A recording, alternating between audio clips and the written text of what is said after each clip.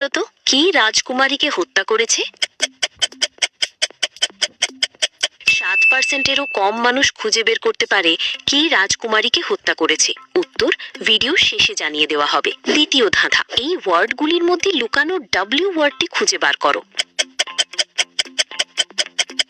খুঁজে পেলে লাইক বাটনে ক্লিক করো, যেন আমি বুঝতে পারি তুমি সঠিক দেখেছো।